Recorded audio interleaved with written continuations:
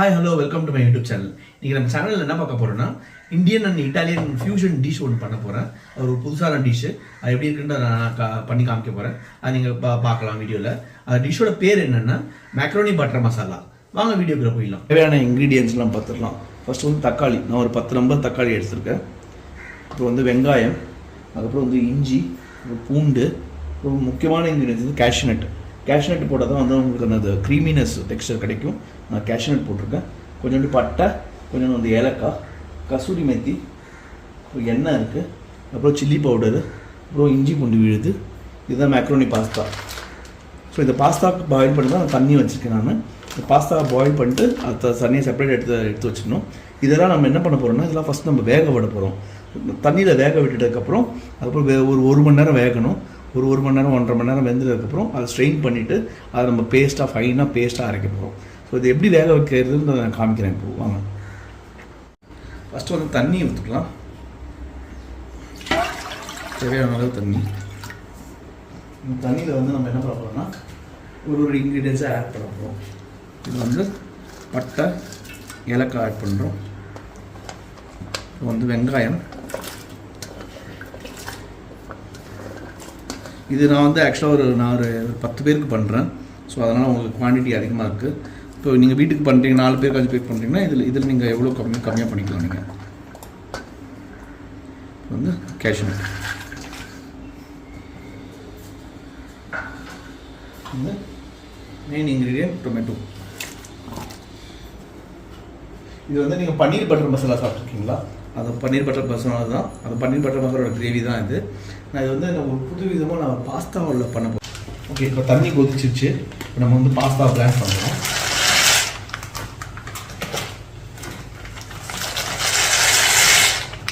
Pasta வந்து நம்ம வந்து 8லேருந்து 9 நிமிஷம் பிளான் பண்ணுறோம். இப்போ நார்மலாக வந்து இப்போது இட்டாலியன் இதில் வந்து பாஸ்தா அதுதான் அந்தேன்னு சொல்லுவாங்க. அதுதான் அந்தேன்னு வந்து ஒன்லி 70% குக். அது வந்து அப்படி தான் பாஸ்தா சாப்பிடுவாங்க. இப்போ வந்து நம்ம அந்த மாதிரி இது ராவாக நம்ம சாப்பிட முடியாது. ஸோ அதனால் அது வந்து கொஞ்சம் எக்ஸ்ட்ராவாக நம்ம பார்க்கலாம். ஸோ அதனால் 9 நிமிஷம்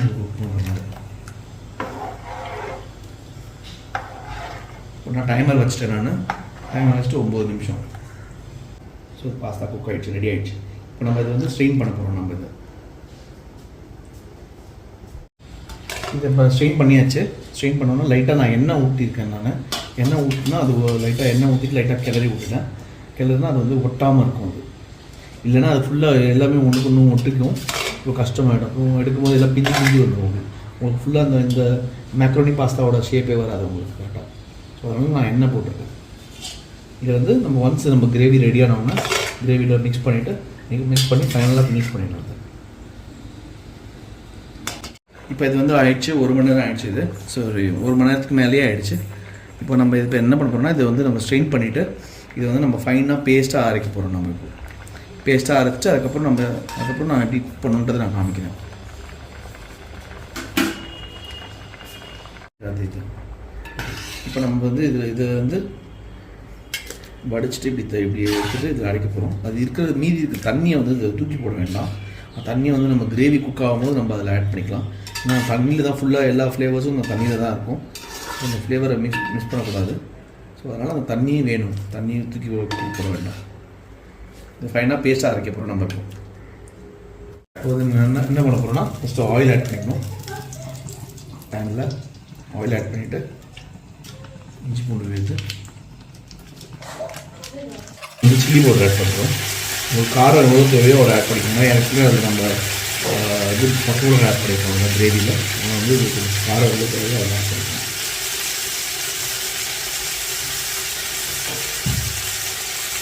இது மேலே வைக்கக்கூடாது, இல்லைன்னா கருப்பாயிடும். லைட்டாக இது பக்கத்தில் லைட்டாக இது பண்ணணும். ஸோ அடுத்தது நம்ம கிரேவி இதில் ஆட் பண்ணிக்கலாம். ஆட் பண்ணிட்டோம். ஏன்னா அந்த ஃப்ளேவர் இதுலேயே இருக்கணுன்றதுக்காக இதுலேயே ஆட் பண்ணுறோம்.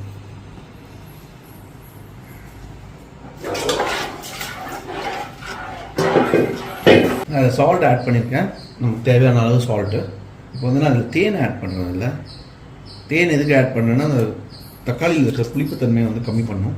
அதுக்காக தேன் ஆட் பண்ணுறேன். நான் ஆட் பண்ணிட்டேன். ஆட் பண்ணிட்டு உங்களுக்கு கொஞ்சம் வேணும்னா இன்னும் கொஞ்சம் ஆட் பண்ணிக்கலாம். ஃபைனலாக வந்து இது வந்து இன்னொரு ஒரு ½ அன் ஹவர் கழிச்சு இது கிரேவி ரெடி ஆகிடும். அப்போ வந்து நம்ம க்ரீமும் பட்டர் ஆட் பண்ணணும். க்ரீமும் பட்டர் ஆட் பண்ணால் ஃபினிஷ் ஆகிடும். அதுக்கு முன்னாடி வந்து கஸ்தூரி மெத்தி வந்து நான் ட்ரை பண்ணி வச்சுருக்கேன். கஸ்தூரி மெத்தி பவுடர் ஆட் பண்ணணும். கஸ்தூரி மெத்தி நல்லா இது பண்ணிவிட்டு லைட்டாக கையில் கசக்கிட்டு இதை ஆட் பண்ணுறேன். இது நல்லா ட்ரை பண்ணணும். அதை ட்ரை பண்ணி நல்லா பவுடர் மாதிரி வரும். அது வந்து நம்ம ஃப்ரெஷ் க்ரீம் ஆட் பண்ணுறோம். இந்த க்ரீம் வந்து திக்னஸ்க்காக உங்களுக்கு இது கிடைக்கும். இந்த க்ரீம் ஆட் பண்ணும்போது ஃப்ளேம் வந்து கொஞ்சம் கம்மி பண்ணி வச்சுக்கணும், இல்லைனா அது வந்து திரியாகிடும். இந்த க்ரீம் ஆட் பண்ணுறதுனால வந்து உங்களுக்கு நல்ல ரிச்னஸ் கிடைக்கும். அதே மாதிரி வந்து உங்களுக்கு கிரேவி தண்ணியாக இருந்ததுன்னா திக்காக இந்த க்ரீம் யூஸ் ஆகும். பாருங்கள், லைட்டாக ஆரஞ்ச் கலர் ஆயிடுச்சு பாருங்கள். வந்து பட்டர்.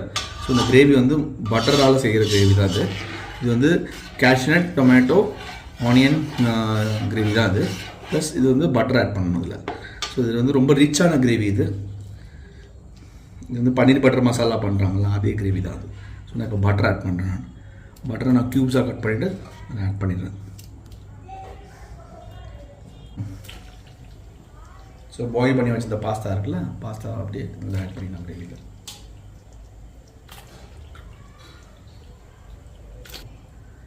இப்போ இது பாஸ்தாலாம் மிக்ஸ் பண்ணியாச்சு. இப்போ கிரேவி கூட எவ்வளோ அழகாக சேர்ந்துருக்கு பாருங்கள். இப்போ இதில் வந்து உங்களுக்கு ஆப்ஷனல் இது. உங்களுக்கு வேணும்னா உங்களுக்கு வந்து இது கொரியாண்டர் தனியாக சாப் பண்ணி இதில் ஆட் பண்ணிக்கலாம். அது வந்து ஆப்ஷனல் தான். ஸோ நான் இதில் ஆட் பண்ணுறேன், ஏன்னா அது நல்லா கொஞ்சம் ஃப்ளேவர் இன்னும் கொஞ்சம் நல்லா கொடுக்கும். அதனால் தனியாக சாப் கொரியாண்டர் நான் இதுக்கு அதாவது சாப் பண்ணி இதில் ஆட் பண்ணுறேன்.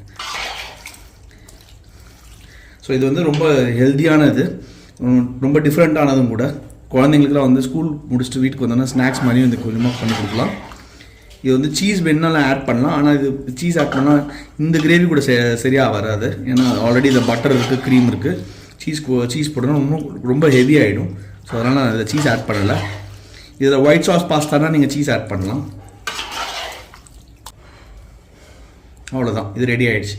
இதை நான் எப்படி பிளேட் பண்ணணும்னு பிளேட் பண்ணி காமிக்கிறேன். பாருங்கள், இதுதான் பாஸ்தாவோட பிளேட்டிங்கு. இதில் லைட்டாக மேலே ஃப்ரெஷ் க்ரீம் போட்டு லைட்டாக வந்து கொரியாண்டர் கொஞ்சம் போட்டிருக்கேன்.